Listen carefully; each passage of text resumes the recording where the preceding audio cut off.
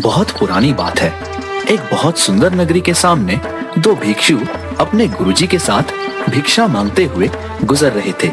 तभी गुरुजी की नजर उस सुंदर नगरी पर पड़ी।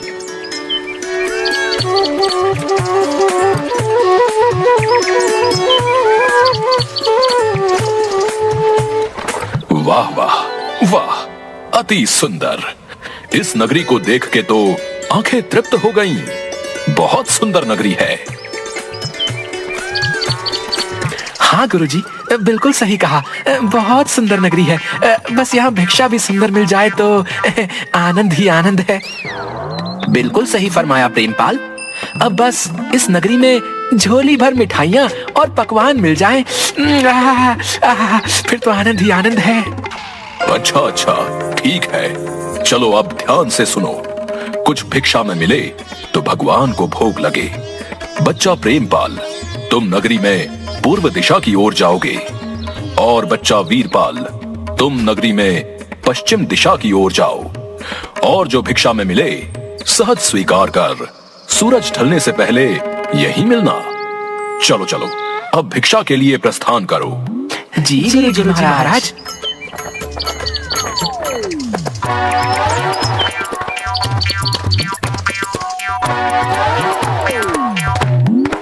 अरे वाह, चलो कोई तो दिखा।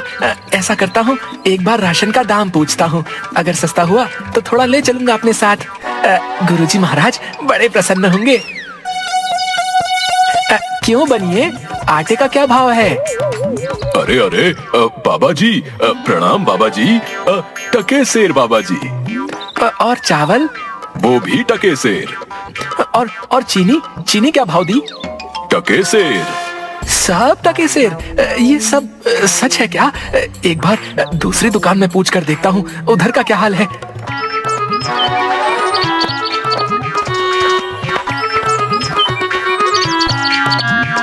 अरे बेटी, टमाटर कैसे दिए? टके सेर बाबा जी। और गोभी? टके सेर बाबा जी, ये भी टके सेर। और ये वाली? साधु महाराज, ये भी टके सेर दिया।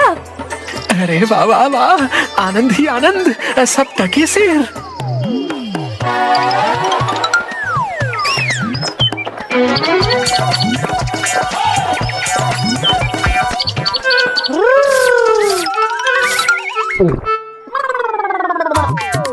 ओ भाई हलवाई, मिठाई किस भाव देते हो?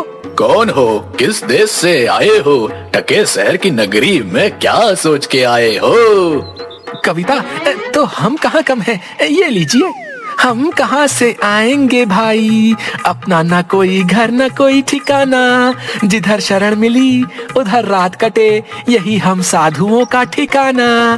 अब जरा अपनी स्वादिष्ट मिठाई का मोल तो बताना।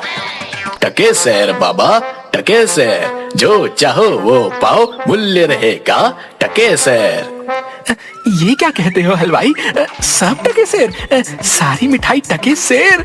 वाह भाई वाह, नाम क्या है इस टके सेर की नगरी का हलवाई? बाबा अंधेर नगरी। वाह वाह भाई, अंधेर नगरी, चौपट राजा, टके सेर भाजी, टके सेर खाजा। तो बाबा कुछ लेना हो तो बताइएगा, क्या बंधवाऊं आपके लिए? बच्चा, मांगकर 5 पैसे लाया हूँ, सबकी मिठाई कर दो। हाँ,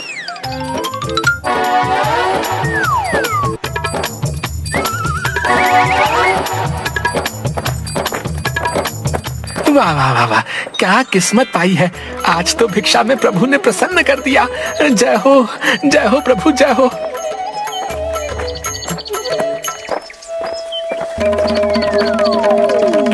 बच्चा वीरपाल, क्या भिक्षा लाए?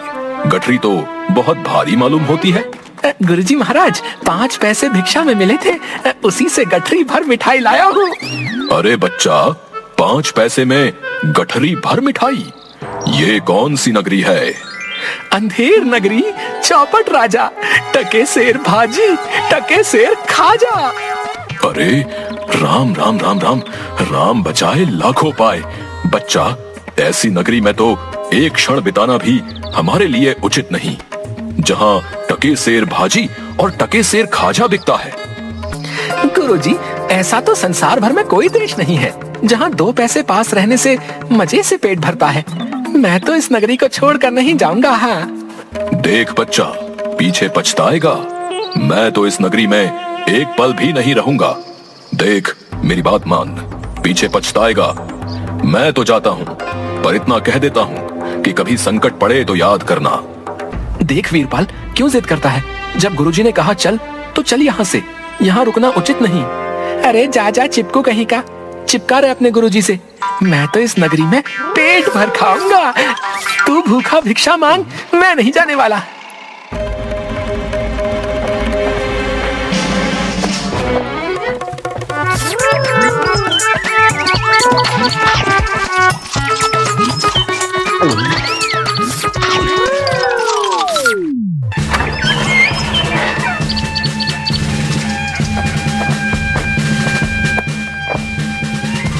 ना ना, रोना नहीं, चुप हो जाओ। बताओ बताओ क्यों रो रहे हो? महाराज, कल्लू बनिए की दीवार गिर पड़ी, सो मेरी बकरी उसके नीचे दब के मर गई। दुहाई है महाराज, न्याय हो। बहुत बुरा हुआ। हाँ तो फिर जाओ, उस कल्लू बनिए को पकड़ कर लाओ। क्यों बनिए, ये कैसी दीवार बनवाई थी जो इसकी बकरी दब कर मर गई? बता। महाराज, मेरा कुछ दोष नहीं, कारीगर ने ऐसी दीवार बनाई कि गिर पड़ी, इसमें मेरा कुछ दोष नहीं। ये तो बेकसूर है, छोड़ दो इसे और कारीगर को पकड़ कर लाओ। हाँ, सारा किया धरा उसी का है। क्यों कारीगर, इसकी बकरी क्यों मर गई? महाराज, मेरा कोई कसूर नहीं, चूने वाले ने चूना ही ऐसा खराब बनाया कि दीवार गिर पड़ी। अच्छा तो ये बात है। खैर, उस चूने वाले को बुलाओ। क्यों चूने वाले, तुमने कारीगर को खराब चूना क्यों दिया? बताओ, नहीं तो तुम्हारी खैर नहीं। महाराज, मेरा कुछ दोष नहीं, भिश्ती ने चूने में पानी ज्यादा डाल दिया, इसलिए चूना कमजोर हो गया होगा। हाँ। अच्छा, अब समझ आई बात। उस भिश्ती को लाओ हमारे सामने।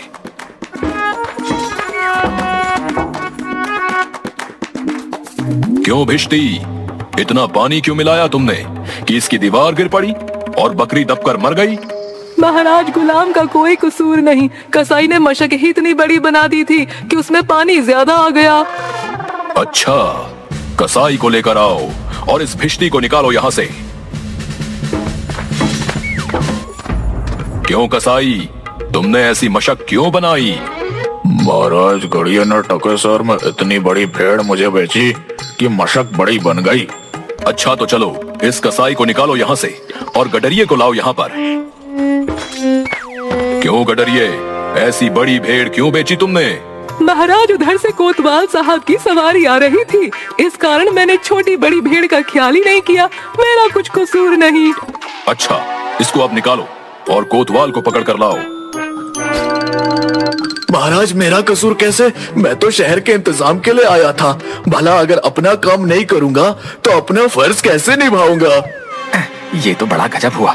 कहीं ऐसा ना हो कि ये बेवकूफ अपने चक्कर में पूरे नगर को फूंक दे। नहीं नहीं, तुमने इतने धूम से सवारी क्यों निकाली? हाँ हाँ मंत्री जी, सही कह रहे हैं। तुमने इतनी धूम से सवारी क्यों निकाली, जिसका परिणाम ये हुआ कि बकरी मर गई? लेकिन महाराज, हम अब कुछ नहीं सुनना चाहते। ले जाओ इसे और फांसी पर चढ़ा दो।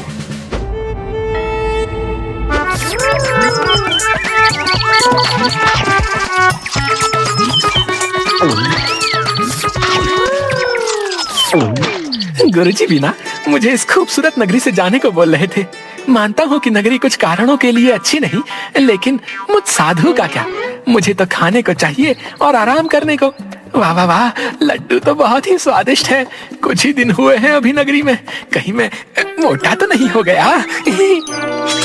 तभी राजा के कुछ सिपाही वीरपाल को घेर लेते हैं।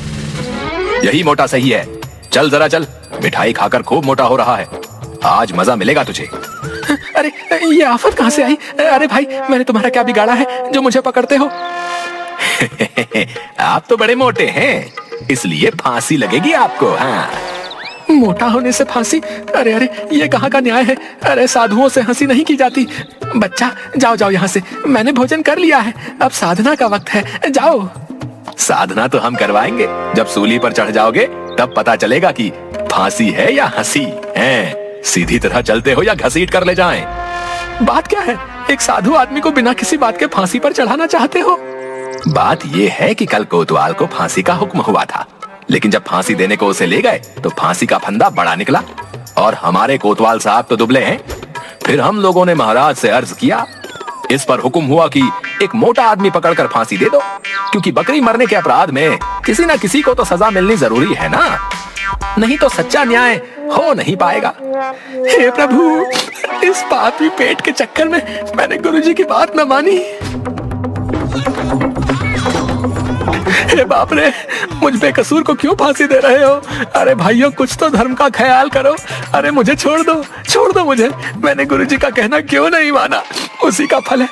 गुरुजी कहाँ हो? गुरुजी, मुझे अभी नहीं मरना गुरुजी। अरे बच्चा वीरपाल, तेरी ये क्या दशा है? गुरुजी, दीवार के नीचे बकरी दब गई, इसके लिए मुझे फांसी दी जा रही है। गुरुजी, बचाइए मुझे गुरुजी। अरे बच्चा, अरे मैंने तो तुझसे पहले ही कहा था ऐसे नगर में रहना ठीक नहीं, लेकिन तूने मेरी बात नहीं मानी। मैंने आपका कहा नहीं माना, उसी का फल मिल रहा है मुझे। बचाइए गुरुजी, बचाइए। देख बच्चा, डर मत। सुनो सब, मुझे अपने शिष्य को अंतिम उपदेश देना है। तुम लोग जरा किनारे हो जाओ। इसके बाद तुम जो कर रहे थे वो कर लेना। अब हटो पीछे। महाराज, हम पीछे हट जाते हैं। आप बेशक उपदेश दे सकते हैं।